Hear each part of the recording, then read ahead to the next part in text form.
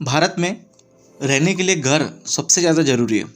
ये घर इंसान खरीदता है, बेचता है, खरीदता है, बेचता है। जैसे घर की कीमत बहुत कॉस्टली होती है, तो घर पे सेल करने का प्रॉफिट भी बहुत ज़्यादा आता है।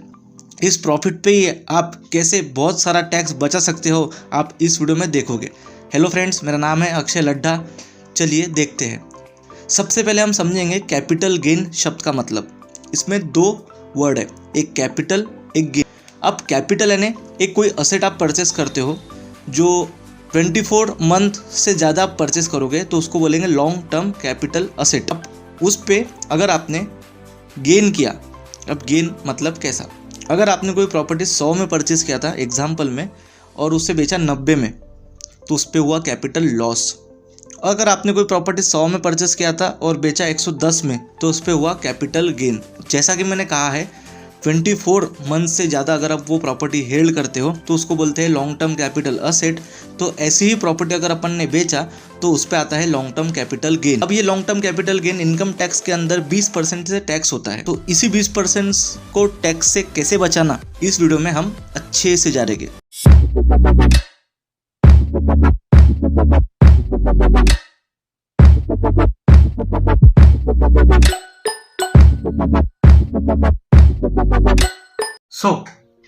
स्क्रीन पे आपको दिख रहा होगा एक पूरा फ्लो चार्ट है। इस फ्लो चार्ट में 2 सेक्शन में आपको बताने वाला हूँ, तो थोड़ा ध्यान से सुनिएगा कौन से सेक्शन में क्या एप्लीकेबल है, कौन से सेक्शन में क्या एप्लीकेबल है। अब आपको स्क्रीन पे दिख रहा होगा कोई भी इंडिविजुअल और एचयूएफ, कोई भी इंडिविजुअल एचयूएफ कोई प्रॉपर्टी, हाउस प्रॉपर्टी परचेस करता है, सेल करता है, तो उसको सेल पे जो भी गेन होगा वो गेन पे टैक्स नहीं लगना चाहिए। तो क्या करना है, तो उसको वो प्रॉपर्टी परचेस करना पड़ेगा या कंस्ट्रक्ट करना पड़ेगा। नहीं, कितने दिन में करना पड़ेगा मैं आपको बताता हूं। सबसे पहले तो वो लॉन्ग टर्म कैपिटल असेट होना, मैंने बोला था 24 मंथ्स। अब कोई रेसिडेंशियल हाउस हमने बेचा तो अगले 2 साल में हम उसे परचेस कर सकते हैं ट्रांसफर के, और पिछले 1 साल में हम उसको परचेस कर सकते हैं। सर पिछले 1 साल में क्यों ऑप्शन दिया? अपने को गवर्नमेंट बोलती है कि हमको सिर्फ रियल एस्टेट को बढ़ाना है। आप पुराना 1 साल में भी आपने परचेस किया होगा तो हम आपको छूट देंगे और आप अगले 2 साल में भी परचेस कर सकते हैं। सर कंस्ट्रक्शन करने की इच्छा होंगी तो बंगला बनाना है, बना सकते हैं। 3 साल टाइम पीरियड दिया है, 3 साल में आप बंगला ही बना सकते हैं। ठीक है सर। अब सर कितने रुपए तक के छूट मिलेगा? आपको जितना भी प्रॉफिट हुआ उतना अगर आपने पूरा इन्वेस्ट कर दिया तो पूरी छूट मिलेगी। सर कुछ अलग कंडीशन गवर्नमेंट की आदत रहती कुछ अलग करने का। ठीक है, एक अलग कंडीशन ऐसी है, 2 करोड़ तक के आप 2 घर परचेस कर सकते हैं। जी हाँ, 2 घर। और अगर 2 करोड़ के ऊपर आपका गेन हुआ, मतलब प्रॉफिट हुआ, तो आप सिर्फ एक ही घर परचेस कर सकते हैं। सर ये ऑप्शन कितने बार अपन ले सकते हैं? ऐसा लेना देना ये ऑप्शन लाइफ टाइम एक ही बार एक्सरसाइज कर सकते हैं। सर सबसे मेन बात, अगर हम परचेस ही नहीं कर पाए, सेल ही नहीं कर पाए, कंस्ट्रक्ट ही नहीं कर पाए, तो कैसा?